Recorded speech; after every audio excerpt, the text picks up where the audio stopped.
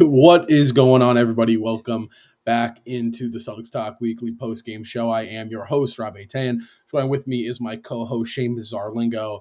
And man, oh man, the Boston Celtics, they drop an ugly one at home for the first time all season on January 19th, Friday, 2024, to the defending champions, Denver Nuggets. Nikola Jokic, Jamal Murray, and company took down the Boston Celtics Seamus, we got a lot to talk about. Obviously, it's the first home Celtics loss in 27 regular season games. 20-1 at home is still a record that I'm very satisfied with. However, this was a game that kind of felt like Boston had in their hands throughout the entire game, and they kind of allowed Denver to chip away and cut into the lead and get it closer. And obviously Boston led by as many as 12, and Denver.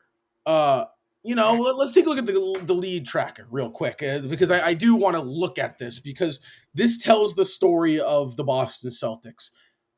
They led all game. They really controlled the pace of the game all game as well. Obviously, they came out firing Kristaps Porzingis, a quick 15 points in that first quarter. Nikola Jokic, Kristaps, they're going at it. Boston led, like I said, by as many as 12. However, Denver in that fourth quarter, the tide swung, and then it was kind of all Denver throughout that fourth, and you saw their championship pedigree seeping through time and time again. Seamus, again, you know how we do this thing. Your initial thoughts, reactions, takeaways from the Celtics dropping their first home game. This one is really hard to talk about, Rob. It's really hard to talk about because on one hand, the Celtics didn't play their worst brand of basketball by any stretch of the imagination. We've seen some worse stretches of basketball against lesser opponents. I mean, Look at the Pistons game. We won the Pistons game, but we played like that tonight against this Nuggets team. I mean, we're blown out of the water. And the Celtics and the Nuggets, looking at this entire matchup, it was two teams executing at a high level the entire game. And although we lost, which is the somber part of tonight, this is a game anyone can look at and take pure entertainment from because the two teams playing, I believe, could be there at the end in the NBA Finals in June. And tonight, it could have gone either way. It really could have gone either way. Porzingis had an offensive rebound down the stretch. It was called differently. Tatum missed the layup. We'll talk about Tatum a little bit later because I didn't like his performance at all tonight. But there were a couple of possessions down the stretch that easily could have fell towards the Celtics and fell towards the Nuggets instead. And the Nuggets came out with this win. So I'm not going to get too over the top about, oh my goodness, the Celtics did this or they did that, because there's a good part of this game. There's a good component to take out of this game that the Celtics were competitive and were executing at such a high level against the defending champions. This is the team right here, most likely, if the Celtics make the finals, who they're going to have to beat. You look out west, there's Minnesota, Oklahoma City. They're newer squads in the conference. People, a little bit of a losing stink on them, just kind of how we call it with teams who haven't been at the top of the standings. The Nuggets, they're the defending champs. This might be a team the Celtics have to go through in June.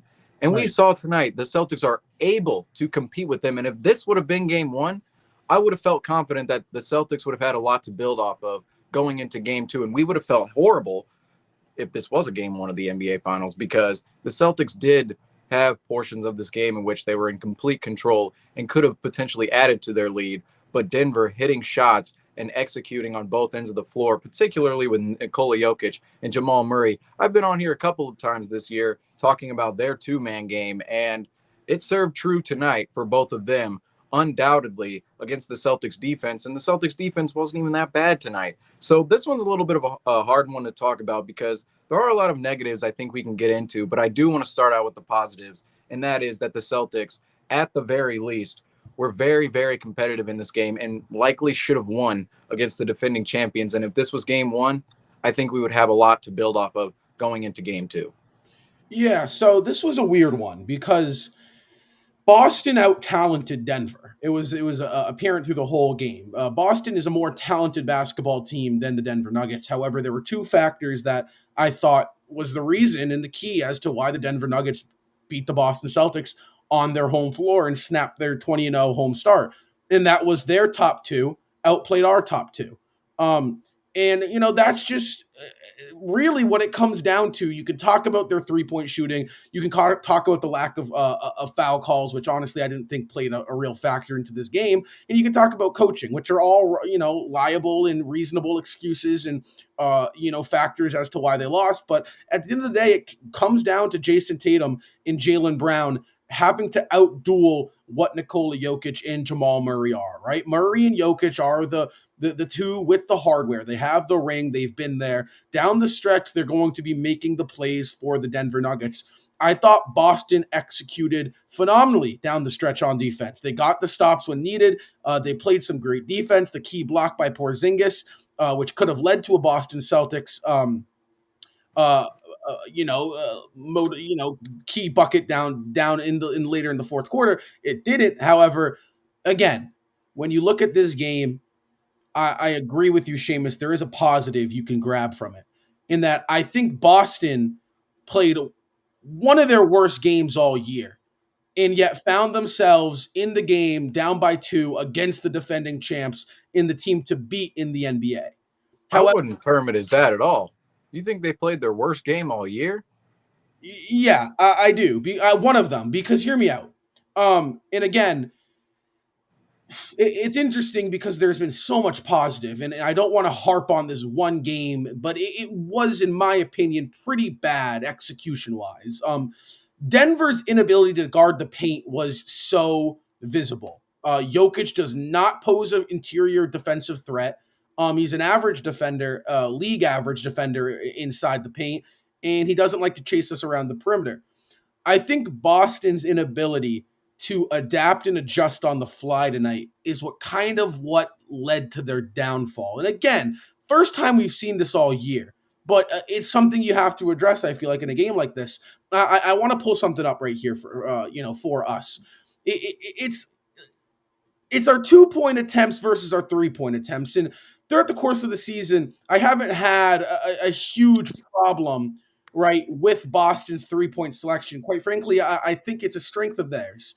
However, when you see the Denver Nuggets and they didn't have a big man rostered that played tonight outside of Nikola Jokic, to only take one more 2-point attempt than 3-point attempt, Seamus, is a problem, because we were so successful when we were getting inside, and it kind of felt like anytime Boston stretched the lead out to 6 points, to 7 points, they came down in a possession and shot a 3. And it allowed Denver to hang around. And the last thing you want to do when you're playing the Denver Nuggets, Seamus, is allow them to hang around. I believe Gary Washburn had this stat somewhere in the fourth quarter, so I don't know the official numbers of what it turned out to be, but somewhere in the fourth quarter, the Celtics, they had gone 6 of 12 to start the game from 3, and then 7 of 27 the next 27 3-pointers, and then I don't know what their final number was for the game in terms of that streak, but pretty stark. You look at it right there, and the attempts as well. And this is what gives me some optimism around this team. 2-point game. If there was a game 2, right, simply even out the ratio. I shouldn't say even out the ratio, because that's what we've seen, but tilt the ratio to one side, because specifically to the 2-point side and going towards the rim and being aggressive, because I believe if the Celtics do that, especially down the stretch, I thought in the fourth quarter was when the team completely fell apart. And in the first half, I will say there were a couple of just chucked shots. I was specifically by Jason Tatum. He had 7 3-point attempts in the first half, and he was 1 of 7. He was 1 of 7 in the first half. We don't really want him taking 7 attempts for a game. That's around where we want him to take. We want him to take 5, 6, 7 3-point attempts a game, maybe 8 if he's really feeling it. 7 attempts in the first half, that's terrible. But for a majority of this game, there was some attacking for the Celtics, but down the stretch was really where I thought the entire team fell apart, because every single player, no matter, because during the stretches in which we might accuse Jason Tatum of chucking shots and going, he's 1 of 7 in the first half, there are other guys like Porzingis and Derek White, who Porzingis had a great performance in the first half. Second half, can't say the same. Derek White had a great performance tonight. Those two guys are still aggressive going towards the rim. Jaylen Brown's still aggressive going towards the rim. Jason Tatum might be chucking threes, but down the stretch, it was every single player settling.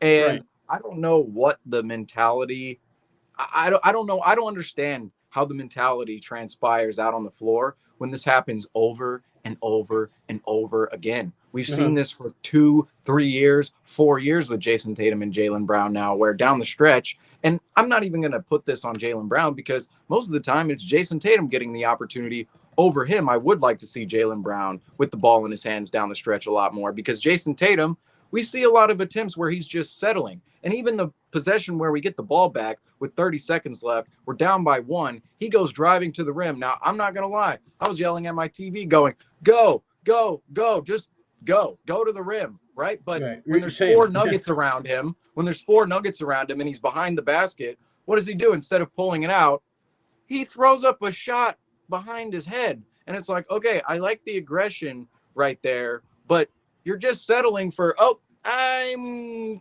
just going to throw up the shot. Almost went in, tough angle, didn't. And it was part of the whole problem for the Celtics down the stretch of just simply settling for the attempt that was in front of them instead of making the extra pass, running the entire offensive set. I don't understand why down the stretch teams revert into this just concrete isolation. It makes no sense to me. Attack, Right. attack, attack. With Ime Udoka's squad 2 years ago, one of their best flaws down the stretch of games sometimes was to attack. And we've seen that with a lot of teams in history. If they're not stuck in concrete, if they're not going one-on-one, they're not extremely predictable. Jason Tatum has the ball at the top of the key with 9 seconds left. What do you think is going to happen? Jason Tatum, elbow, mid-range. And Right. yeah, that may be his spot, but if the defense knows it's coming, well, they can send too because he's not giving the ball up. And this is the problem is that down the stretch, teams go away from attacking. They go away from running their offensive sets. And we see it from the Celtics against a couple of opponents, specifically, I will say, against more touted opponents. It's not coming against the Detroits of the world, the Torontos of the world. It's coming against Denver. It's coming against Oklahoma City, like we saw down in Oklahoma City earlier this year. So I want to see the execution for the Celtics down the stretch be better and the mentality of attacking, running your offensive set. Do not get in this stage of we just need to do something. That I don't understand why it's such a hectic mindset when it comes to the fourth quarter and crunch time with the Celtics when they're in this situation when they've been there a million times. And this is unfortunately a theme of Joe Mazzulla's squad, just a little bit. Just a little bit. Right. I'm just saying Ime Udoka is the squad with Ime Udoka. This was part of their progression 2 years ago, is that down the stretch, they were able to attack and shed this part of themselves. But then it's come back with Joe Mazzulla, and we've seen games in which we've nicely executed down the stretch and finished games. But against the big opponents, we're still struggling. And I want to say that we still want to take some optimism from this game because we're still one of the best teams in the NBA. We still have the best record in the NBA. I mean, we lost this game. We've moved from best record in the NBA to best record in the NBA. But let me against say these something. opponents, you want to be better. And for sure. But this was a category of game that I classified as a must win. Reason being, the last two times, or last time at least, you were on national TV, you got shelled by 40 by Milwaukee. And again, there were factors as to why that happened, back to back, overtime game, travel. Sure, we wrote an excuse for them. However, the next time you're on ESPN needs to be a statement game. It's just a mentality thing. I understand that in the long run,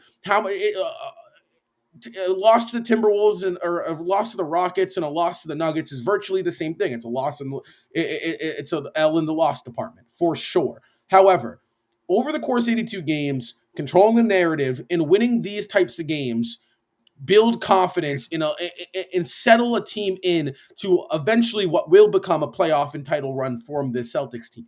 So what's most frustrating for me is that you're coming on national TV. I wonder what our record on national TV is this year because we have been pretty bad when we are on national TV.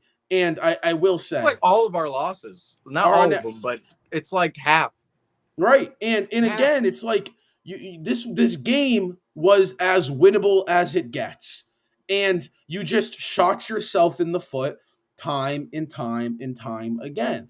And again, off that missed free throw, with about 27 seconds left in the game, there needs to be a timeout. There just needs to be. And reason being, and it's not the reason we lost, because again, there's so many factors. You can't point your finger on one thing. However, Seamus, how many times do we need to see the Celtics go and not succeed when they grab the rebound and go and put up a bad shot or have a turnover or force something or drive into a double team? How many times do we need to see that until Mazzulla can understand, just call a timeout and allow his players to then create something, right? Because again, should Jason Tatum drive through the lane into a double team and force a bad shot? Absolutely not. He has to be better. However, it is within the head coach in those situations to put his players in situations to succeed. So, is this game entirely on Joe Mazzulla? Absolutely not. However, did Mazzulla get outcoached and outmatched and outclassed, I think, by Mike Malone? For sure. And Joe's been great, and he's taken slow progressions to becoming a championship caliber coach. However, tonight at home, when the lights are at the brightest, Mazzulla went and reverted back to his old ways, I believe. And again, it's a bookmark, it's a check, and it's a highlight. It's something we're going to revisit. I thought the third quarter was a little bit better. Offensively, it wasn't there, but defensively, we held our own. And, it's unfortunate that they weren't able to pull away with this win because, again, winning cures everything. This was a win that I would have still been frustrated with. Happy we won, however, still upset with the performance because in a game with this magnitude, I mean, I don't know if you were listening to the NBA Countdown broadcast, the pregame show, Seamus, they were calling this the biggest game of the year. They put this game into the category of 2017 Warriors versus Cavaliers on Christmas level. And again, you might disagree with that narrative, but controlling the narrative is so key in these runs.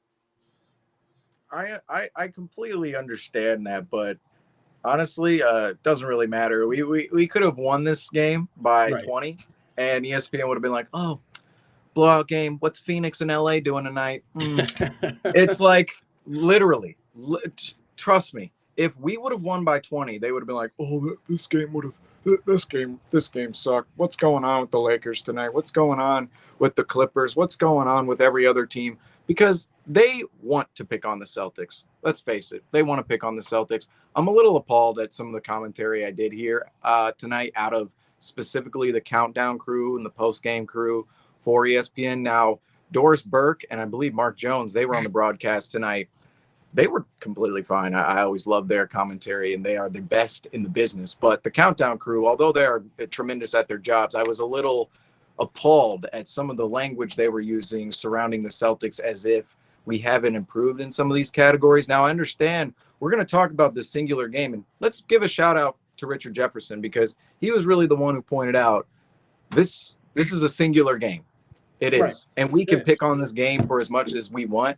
But the reality is, with this team, they have been getting better at attacking the rim, aggressively pursuing their opponent on defense. And down the stretch, they have been able to close out games. And we have seen a couple of moments in the third quarter at times where we want to see them be more optimized. But I still think in those moments, we're playing young, hungry teams without one of our top six players. And when we play our top six, we are pretty good. And tonight, we struggled a little bit with a highly touted opponent in the Denver Nuggets. And we, of course, saw the flaws down the stretch of us settling. And the three ball, I mean, let's go through it real quick with the three ball, because I thought it was a little atrocious that the Celtics took 8 more shots than the Nuggets tonight. And the Nuggets shot 8, and they only made 8 threes. The Celtics were 14 of 44 from three, 31.8%. This is kind of what the variance is about here. If you shoot over 40% consistently and over 50% on some nights, you're going to have crash down nights like this, especially against a good team. But I will say, it's only a singular game. This team, like I just mentioned, has been shooting over 40% consistently, has been shooting over 50% from three on a every other night basis, really. So I understand part of this. It's like, oh, look at the Celtics, look how bad they were. And they did take 8 more shots, and they couldn't make all these threes compared to Denver. They took 44 to Denver's 31 threes, so they took 13 more threes than Denver. Imagine if those come at the rack in a 2-point game, and you get to the free throw line more. Maybe we just Uh, pull out this game, but it's like the margins are so slim. I don't understand why we're talked about as like, oh man, this team is so problematic. It's like, no, if we just allocate a couple of more possessions over here instead of over here, and what we're talking about, the mentality of what you're doing on each possession, especially offensively, I think the Celtics, they're right there with the Nuggets. Instead, the they, commentary is like, oh man, we've seen this so many times with the Celtics. But but in reality, we have Seamus, been on a good again, streak. but these are the games that you want to see them executed in. And again, it's awesome when you're doing it against the Wizards and the Spurs, right? It's practice. You need to do it against those teams to build habits, to do it against the Denver Nuggets and do it against the Timberwolves. And again, the Minnesota game, we executed, and Tatum showed up and Brown showed up. But again, this was a playoff game. It was a playoff game. It was 102 to 100. It was each possession mattered. It was your best players versus our best players. And in a playoff like game, the Celtics didn't show up. And again, it's like that's what it is. So I do agree. It's one game. And, the Celtics will go on and they'll grab 4 more after this, 5 more after this, like they've done all season. Knock on wood, they have yet to lose back-to-back games. They have responded. And that's a trait you want to see out of this team because, being able to respond to adversity is what makes championship teams great. If you can't lose twice in a row, it's tough to beat them in a 7-game series, if any, right? You really hope to go every other with them. So again, there's that, and there's a lot to hang your hat on as Celtics fans. But individually looking at this game, and really dissecting it, you see there were some flaws with the Celtics tonight that I think were exposed a little bit. I do want to talk. I will get into the player of the game right after this. However, I do want to talk about these fourth quarter splits from Boston down the stretch tonight. They scored 18 points in the fourth quarter, which is very uncharacteristic of Boston. They are a very high volume offensive team. Tonight, they didn't have it, obviously. They were 8 of 20 from the floor, 1 of 6 from behind the arc, 16.7% from 3 in that fourth quarter. Again, it's a common trend for the Celtics. How many did we shoot? How many threes did we shoot in the fourth? 6 to our 14 twos. So again, they did take more twos, but and again, I don't have the shot chart, and I wish I did. But I don't feel like those twos were all that great. They were mid ranges, a lot of mid ranges. Yeah, so a lot of them. Too many, way too many. The most inefficient shot in basketball. What does that tell you, Seamus? If you're taking a lot of threes and a lot of mid ranges, you are settling. Those are probably the 2 easiest shots to take in basketball: is a pull up mid and a standstill 3. It's convenient, it's easy, doesn't drain a lot of energy, and you can get to those spots pretty easily. The paint was open all game. I mean, it was wide open.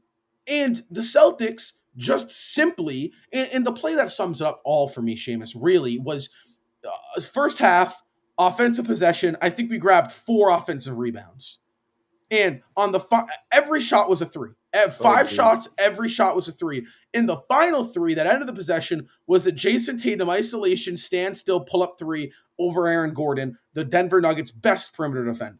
So again, that tells me a lot. You got 5 shots, and all 5 were threes. Not once did you think, let's attack the rim. And again, it's those types of things. It's the little things and the minute details that, you got to tweak. And I do, you could argue in the regular season, there are games that losing them help you in the longer run. In the long run, maybe this is one of them where they, film-wise, it's great to show what's not going to work in the playoffs, right? There's that aspect to it.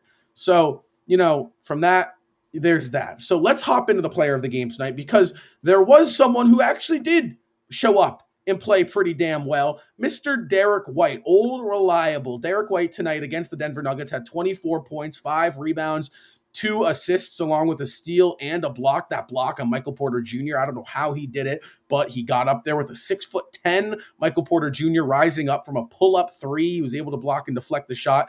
Tonight, Derek White, again, phenomenal game. 5 of 12 from three. Shooting split wise, it was there, but 12 threes from Derek White is not something you like to see, Seamus. However, D White, he did show up. He did have a big time quarter there in that third. What did you like out of D White tonight? Well, Derek White, he was one of the more aggressive players on the Celtics tonight. And I believe he's been the catalyst of really reconciling their moments of not being too aggressive, because we've seen in the season so far, the Celtics, they've gotten into situations where they might be settling Jaylen Brown and Jason Tatum. Really, let's face it, it's really more Jason Tatum than Jaylen Brown this season more often than not.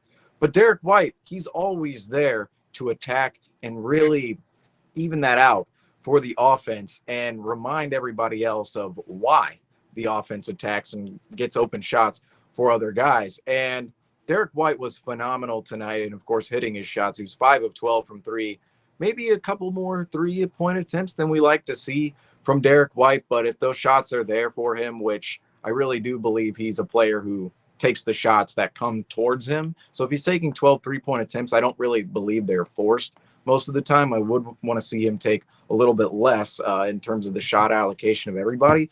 But Right. I do believe he is a player who takes the shots that come towards him. So you can't be too mad about that, especially when he's Right. 5 of 12 on the night. And he shot 50% as well. And he's just been the most efficient player on the Celtics in his role all season, while everybody else, on some nights might be Tatum, some nights might be Brown, other nights could be Porzingis. They're our best player, right? Well, Derek White, he's within his role. Right. He's always consistently producing, and it's not really like it doesn't fluctuate like some of these other guys. The role he does play on the team. So Derek White tonight was phenomenal. But I want to bring up something outside of Derek White real quick with the team, because this was you kind of mentioned it before we went into player of the game. I want to retouch on it. Maybe we can go back to Derek White. The rebounding in this game,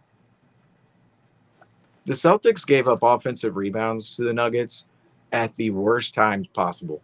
And they mentioned it on the broadcast. And what's hilarious about it is I was thinking about it before Michael Porter Jr. came up with the biggest one in the fourth quarter. And then they went ahead and mentioned it. And after that, it was like, this is my biggest pet peeve in basketball is teams not defensive rebounding, because the entire defensive possession, you do everything correct. Well, if you don't rebound the ball, you have to do it all over again.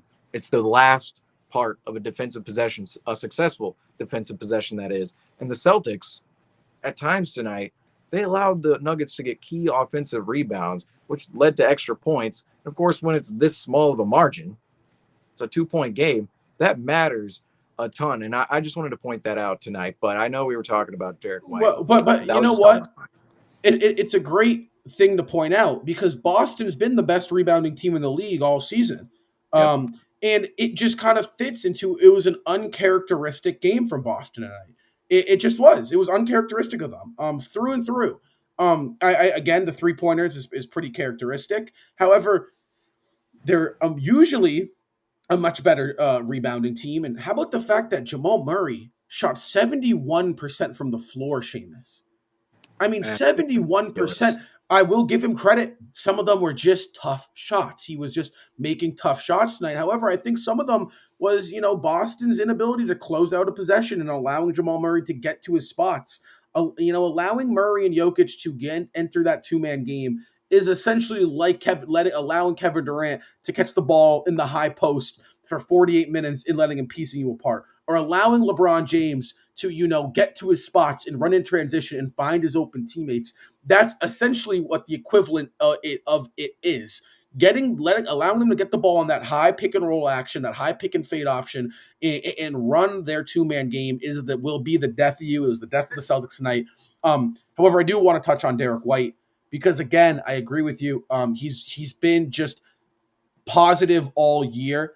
It feels like it's hard to get a bad game out of Derek White because even if the statistical offensive categories aren't there and the production offensively isn't there, the defensive production and just the outright playmaking that he brings is always, I feel like, a positive. I have really yet to see a game where Derek White has been a net negative on the year. It feels like every time he is on the floor, something positive is coming out of it. And I thought he was that again tonight. I mean, Derek White, I believe, had 13 of the Celtics' 19 third quarter points tonight, Seamus. I mean, he kept us afloat and kept us going in that third quarter. And it was Derek White's doing as to why the Celtics even had a chance in that second half and down the stretch was Derek White. So, I think he was great. It's amazing to see that the Celtics are near the bottom of the rankings in unassisted field goal percentage, which is like how how much of which shot are you taking, right? Or what percentage is assisted and what's not. The Celtics lead the league in unassisted field goals, basically. I don't. They don't lead the league. They're like 27. Just to disclaim this, they're like right. They're bottom five, right? Right. And what makes no sense to me is how that number can exist with Derek White on the team. Because every time you watch Derek White, he's giving up the ball. He's making the right play, and he's a player that could slot into any team around the NBA and bring any team value. And that's ultimately his huge all star.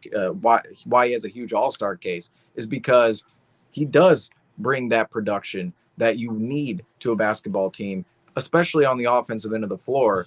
I always look at European basketball relative to American basketball, NBA, college, right?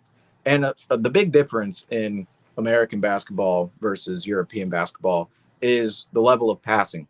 In American basketball, it's certainly more oriented towards stars. We see down the stretch, Jason Tatum, you're the star player. Here, go one-on-one, isolation. Nikola Jokic, Jamal Murray, you guys two-man game, isolation, one-on-one outside of that. So we do see more of a star-oriented game in America, but you look over at Europe, and it's just pass, pass, pass, pass, pass. Guys are getting rid of the ball, and there's a Right. lot less isolation. And Derek White, I look at that style of basketball, right? And I Right. go, that's to me a more efficient style of basketball when you're going up against a defense. Because think about going against a set or a concrete offense, right? Where you have two guys on the corners, guy on the wing, you have your two guys at the top of the key, probably running the pick and roll two man game. Depends on what offensive set's going on. But if you're in that concrete set and you're going one on one with five out, versus if you're just passing the ball around the key, and if you're running a switching defense, it's a lot harder to cover that than if you are, isolation one on one. And Derek White, he brings that level of the ball is popping all over the place for the Celtics offense. And I understand why the Celtics aren't closer to the top of the league in unassisted field goals, because really, if you look at their offense, they do move the ball around, but it's like one pass, it's two passes, it's one pass to a guy going off the dribble and then making something happen. And I can get how that kind of, jades the stats a little bit, but Right. Derek White, he brings that level of efficiency in popping the ball around, moving the offense, and attacking, collapsing defenses, and allowing other guys to get open shots. He's so good at executing that and making it happen for the Celtics. And he would be good at that on any team. Let's face it. It's not just, he's playing for the Celtics along all these other great players. Sure, that's Right. a major part of it, but he would be doing this on any team, and he was doing it with the Spurs before he came to the Celtics. Yeah, I mean that's who he is. That's the type of player he is. He is, him and Al Horford. It feels like every time you come knocking in the big moments, they show up. And credit to them because again, tonight it was Derek White, and he was big time for the C's. He was the guy that allowed them to be in this game. However, I do want to talk about something, Seamus, because I do think it's relevant here. And again, this is a playoff type of game. Very playoff field, two teams, low scoring, possessions mattered, but your best player versus my best player. I've said that.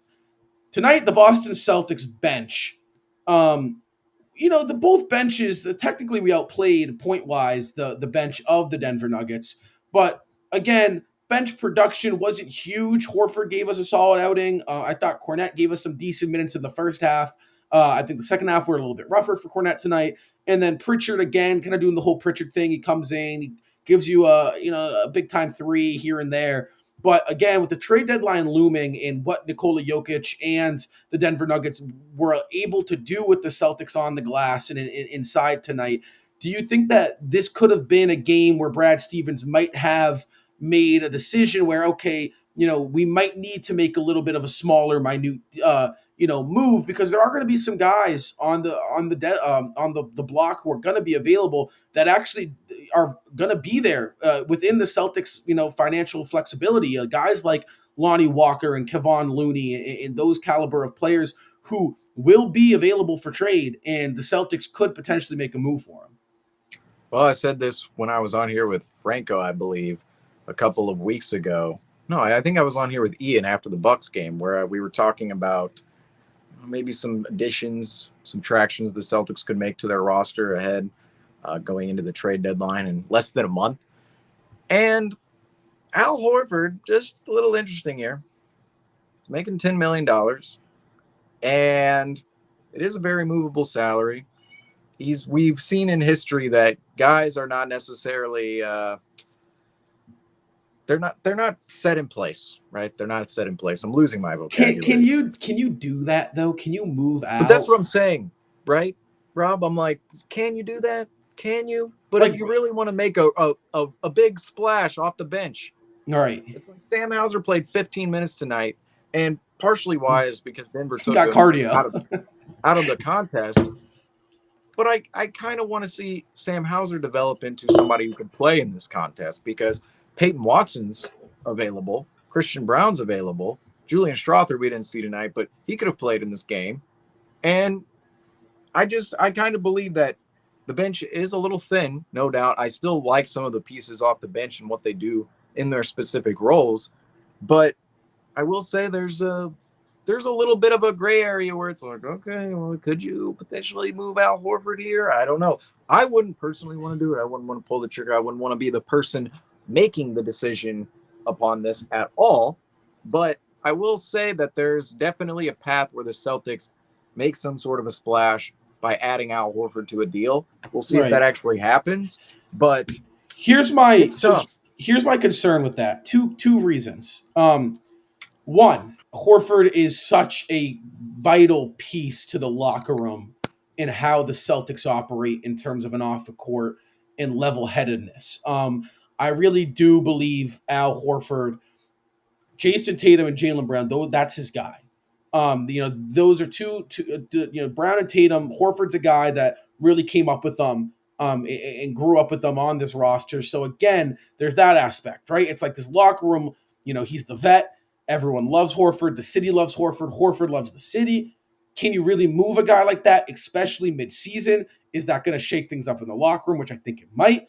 And then there's another aspect where I think Al Horford is the key to stopping and getting past the Milwaukee Bucks and the Philadelphia 76ers, because I don't know if there's a guy out there on the market that you can bring in who can collectively and individually restrain Giannis and Joel Embiid like we've seen Al Horford do. Because tonight he was fine too. Definitely, right? Yes, and again, it's like, sure, contractually, Al Horford is a piece that would help you and allow you to make a move and give you some more deadline flexibility. However, is there really a move out there that defensively puts you in a situation against the top of the East, right? Because that's who you're trying to beat to get to the finals, right? That was my problem with the Damian Lillard trade. You got better against the majority of the league, but not against the Celtics. And to get to the finals, you have to see the Celtics. We've seen that over the past 6 years. That was my problem with that move, is didn't get better against your competition. So again, I think moving Al Horford is such a risky piece, because you're potentially giving up not just only the locker room kind of level-headedness and core glue guy, but you're also giving up a piece that is potentially your ticket into the reason why the Celtics have had this success in years past and prior to beating the Milwaukee Bucks and getting past the Philadelphia 76ers. I mean, let's not forget, Seamus, 2 years ago, Al Horford was the guy and the reason, really, outside of Jason Tatum's Game 6 performance, as to why the Celtics walked away with that Game 4 win in Milwaukee that set Boston up to, advance. That's my favorite Al Horford moment. Oh my goodness! I was at Game 3. I missed that game by one game. By one game. Game 4. I was at Game 3, And earlier in the game, Giannis dunked right on his head, and he And noted it. He yes, noted it. We all and he saw got it. him right back. And then last year, right, Al Horford against the Philadelphia 76ers, a big reason as to why we're able to constrain and maintain Joel Embiid is because in his individual post defense, he's a physical guy. He presents a great interior presence on a one-on-one aspect of the game in the post up. And so I do believe that he is probably the most movable contract, especially to a team like a Washington Wizards or a Brooklyn Nets who are trying to add on expiring deals and movable assets and pieces, and they're looking for contract matches and picks, and Horford could be that guy. But again, it's like, for me, I think the key to the Celtics deadline is using that Grant Williams trade TPE and adding without subtracting, sending picks. You can call me nuts, but I feel a lot more comfortable sending out a first round pick than I do sending out Al Horford, because you know the two The guys first round again. pick could be a 30th pick, Zeke Right, Nanje. Not to say Zeke Nanje isn't good, but like, right, and it's like trading the 2029 first round pick means nothing no matter where it's really at, unless it's the next, LeBron James, means nothing if you win the title. So, two names that I really want to see Boston pursue, and I think we will see them pursue: Lonnie Walker. He is on a veteran's minimum in Brooklyn, scoring 13 points per game on 19 minutes played. The guy is virtually getting no time on Brooklyn. He is a piece that I think will be traded. He's on a 1-year vet minimum. He fits in the Grant TPE, and he's a very, very gettable piece for Boston. You can send Brooklyn, I think, 2 or 3 second round picks and attain him. Another name on the market: Kevon Looney.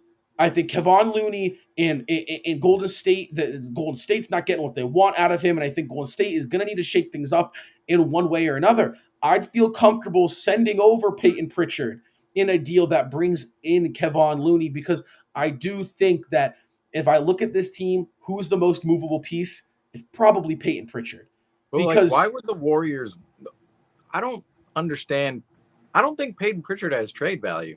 I think you see some of these younger scoring guards.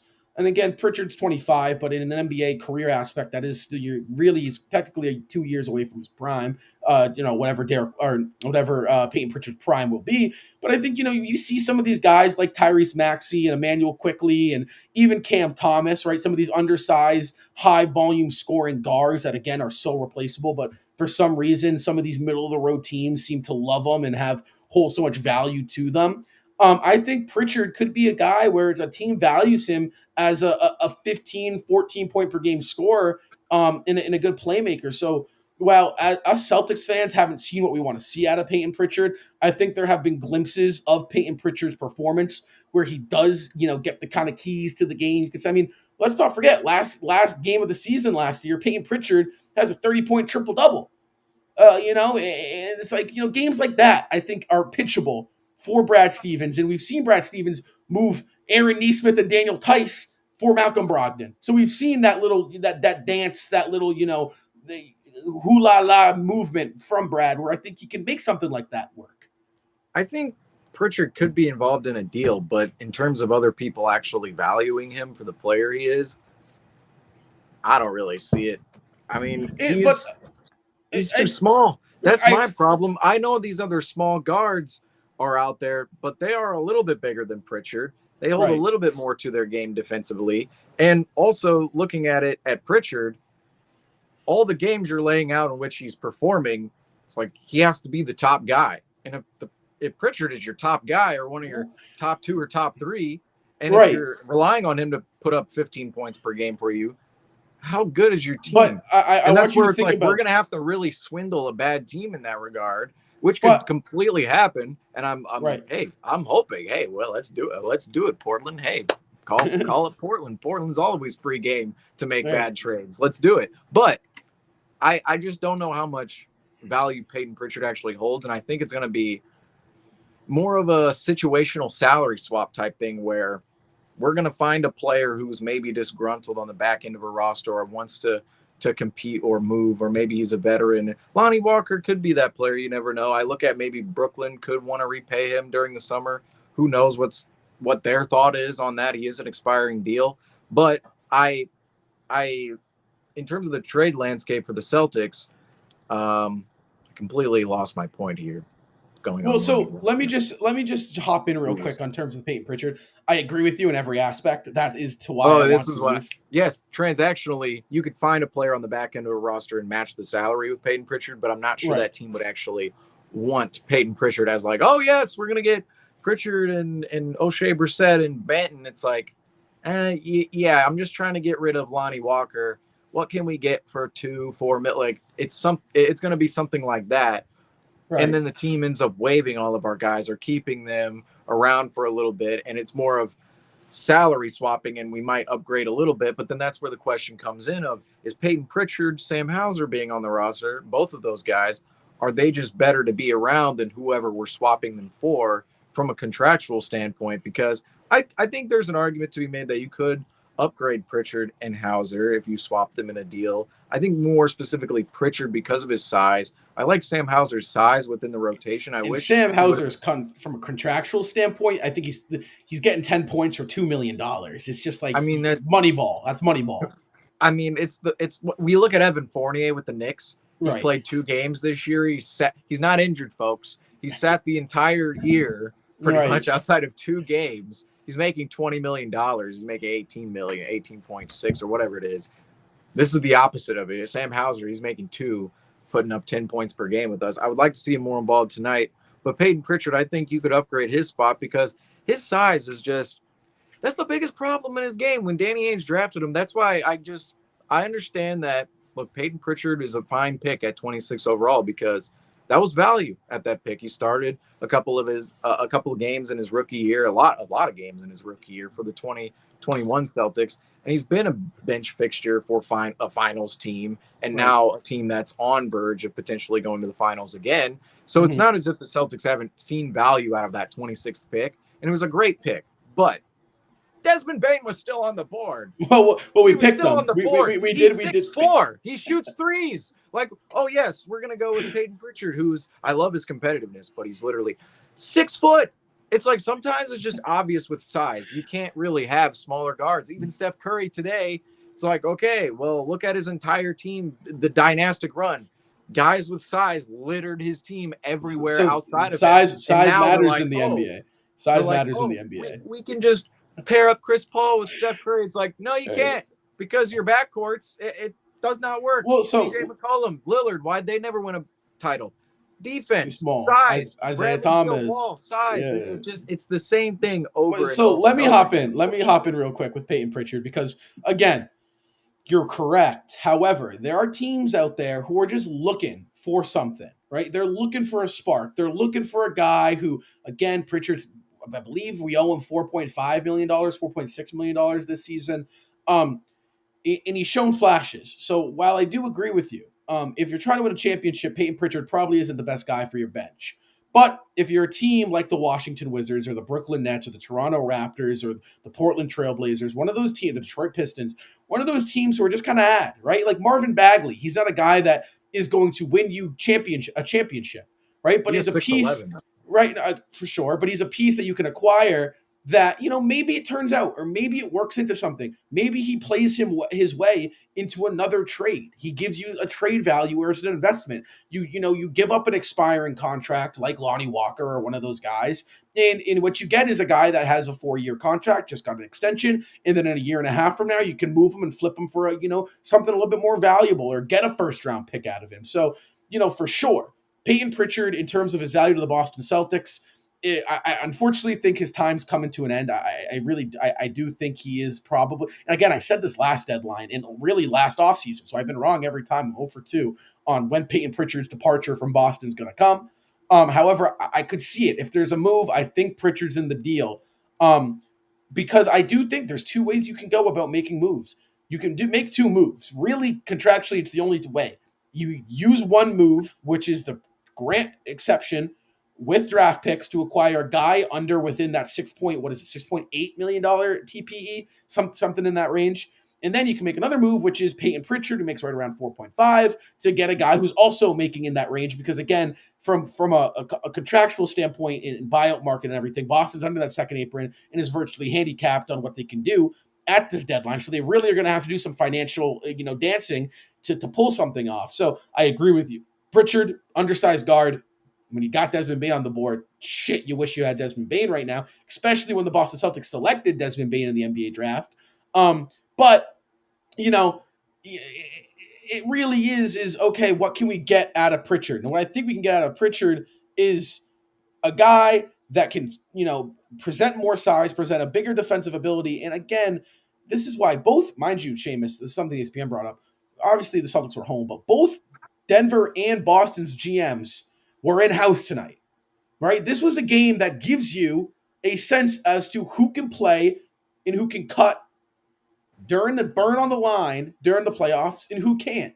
So what did we learn tonight? Players that can't really burn on the line in the playoffs. Peyton Pritchard, probably Luke Cornett, but again, I've kind of wasn't too upset with Cornett tonight. So, and really, what are you going to get out of Luke? You're not going to, he doesn't have any value. So, locker room guy, you might as well keep him around and let him play 6 minutes. It's 6 to 10 minutes until the playoffs roll around. But you learn that, and Hauser's up in the air as to if he can burn on the line in the playoffs. So that's three out of our 4 bench rotation playoff guys who potentially can't burn on the line in the playoffs. So I do think that this game was a tell for Brad that a move needs to be made, because as great as your top 5 are, your top 6 are, you need some help in the playoffs. You need a game where you can have, look at Grant. Grant in game 7 checked into the game and, knocked down 7 threes for the Celtics at home. So a player like that, and I do think Hauser could potentially be that for the Celtics with a little bit more experience.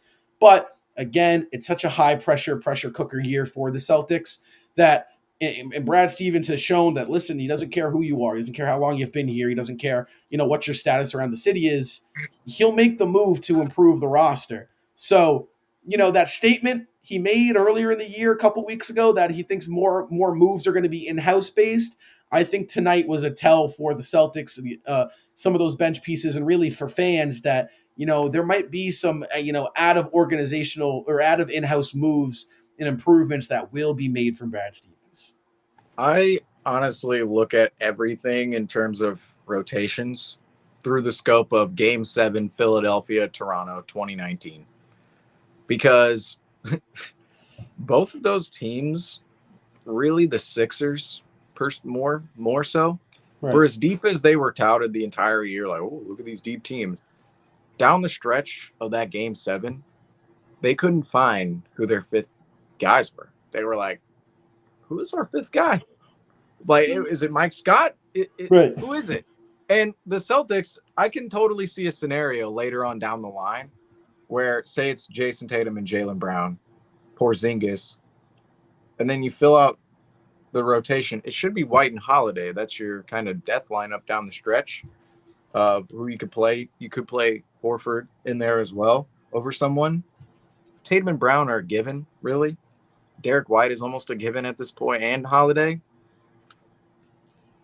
If one of these players gets hurt, who is the 5th guy? Okay, ready? Let's go down the list. It's Game 7. It's the 4th quarter. There's 7 minutes left.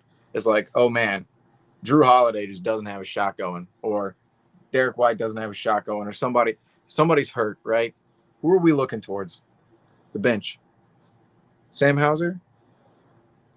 Al Horford? Peyton Pritchard? Cornett? Brissett? Banton? Mikhailuk? Lamar Stevens? Keita? Right. Not all these guys. It's like, all right, if one of our players is injured, or one of them's having a bad game, like a horrifically bad game, say in a Game 7, who are we slotting in? Who are we giving minutes to? And this is not just down the stretch. It's the whole game. It's the whole game. And if you have players compromised like Sam Hauser tonight, Peyton Pritchard, and Luke Cornett, I would say that Cornett was probably less compromised within his role than those other two, specifically because of their minutes. Sam Hauser played 15 minutes tonight and shot 0 of 1, only 1 3-point attempt. If Sam Hauser's out there, I want him shooting threes. Right. Plain and simple. I want him shooting about 4 or 5 threes during his minutes out there.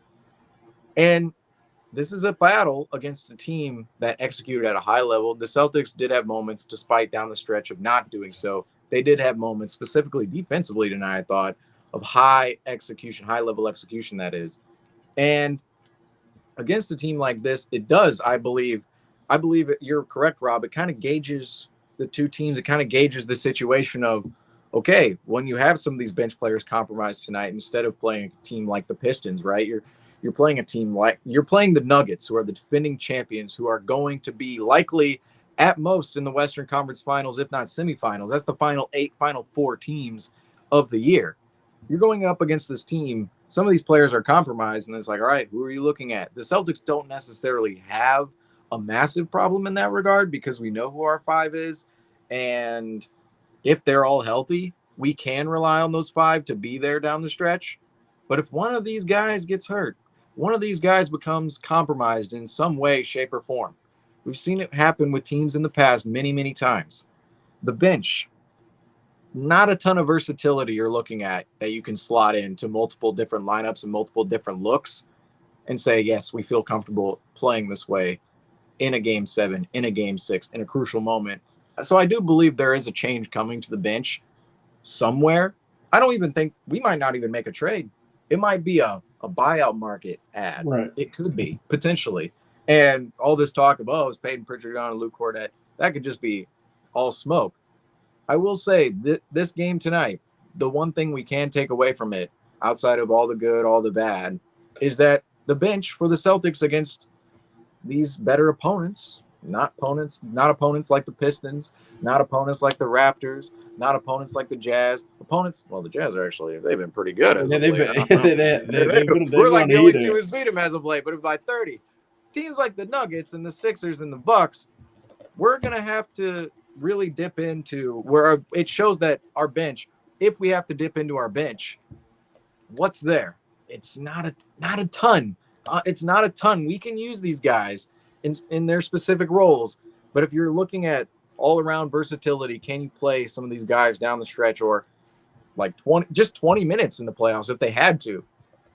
So like, not really. I want to give an example of something, and my timing might be off because this was right before my time, right? A couple years before I became huge into basketball. With that '08 Celtics team, they made 2 mid-season acquisitions, if you can remember correctly, or if I can remember correctly, that were vital and huge for their championship run. Adding Sam Cassell, who is now on the Celtics coaching staff at the deadline, along with, I believe, PJ Brown.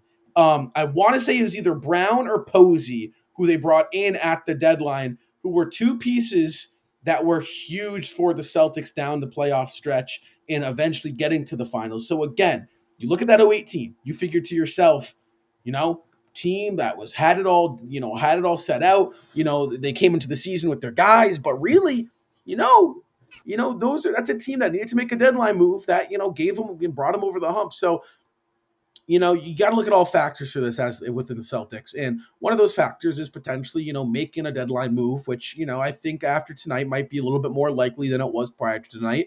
But, again, the Celtics, they played not a great basketball game, but they played actually the opposite of a great basketball game, but they played a competitive basketball game is what I should say, against the Denver Nuggets. So that is the positive. The negative is they didn't make shots and their execution down the stretch was poor. However, Seamus, again, bookmarking, highlighting, they have not popped up often. So you mentioned the acquisition. So yeah, February 27th, 2008, the Boston Celtics signed PJ Brown as a free agent. And then March 3rd, 2008, they signed Sam Cassell as a free agent. And that's really the blueprint. I knew I had it. We're not trading players. The '08 Celtics, the '07 Celtics, they didn't trade any players to adding without PJ subtracting or to get Sam Cassell.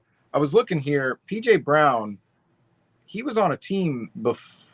So he was actually so PJ Brown was actually unsigned as a free agent, did not play throughout that entire year. So put this into perspective, though, because we talk about a lot of players like, oh, yeah, this player's played in the league a lot and he might not be signed today. Could the Celtics go out and get him? Well, PJ Brown played, 14 years, 13 years in the NBA, and then played his last season with the Boston Celtics, played 18 games with them after the Celtics signed him to the roster, won a championship, and retired. Could that potentially be a path for a player? I was watching, I just want to bring up this player real quick. I was watching Emmanuel Mudiay the other night, talked with Theo Pinson on his podcast, and I was looking at both guys, and they still play basketball. They still play basketball. They're still healthy. They're still in their 20s. I look at some guys, maybe not one of those guys, but there are a lot of guys out there that we tend to forget In about that in time that just category. kind of fall out of the league that Right. you never know could reappear with the Boston Celtics on their roster. And then all of a sudden, I'm just it's terrible that we couldn't do this for Blake Griffin last year. Just terrible. I know he had a great season, had a lot of fun, but we couldn't win him a ring. I would be beyond the moon if we could get a veteran that just has not been able to get over the hump Dwight time and time Howard. again. A ring. Dwight Howard. I mean, he has a ring with the Lakers, though. All right, but what I'm saying is that Cassell had a ring with the Rockets in the early '90s, in the mid '90s. So you bring a guy in that has been there before and can bang down low with a Jokic or an Embiid and alter shots and bring an interior presence, and his IQ and his knowledge and his athleticism is all there. You know, He's you got to playing look in at the that type of stuff. Philippines. I know. You got to look at that stuff. So, but again, you know, it was a good one tonight in Boston. From an NBA fan, I thought it was an enjoyable game. And, you know, refs, you want to talk about the refs, quite frankly, I thought they let them play. And there was a lot of pure basketball happening. So I had no complaints with the refs. But unfortunately tonight, Seamus, the Boston Celtics 20-0 home start came to an end to the defending NBA champions Denver Nuggets. Jamal Murray, Nikola Jokic, they came to play, man, like they have time and time again. 30 plus from the two of them. How about this 60% shooting from the two of those guys as well? I mean, they don't call them the best duo in the league for nothing. I mean, those guys, you know, show up when the lights are the brightest. However, the Boston Celtics will take on the Houston Rockets Sunday. That will be in Houston. We will have you covered here live for Celtics Talk Weekly post-game show. You can come back here after the final buzzer sounds. Me, Seamus, and the rest of the crew will be in. However, the Celtics, they fall 102-100 tonight back in the Beantown. Guys, I'm Rob. Next to me is my man Seamus. And until next time, go Seas.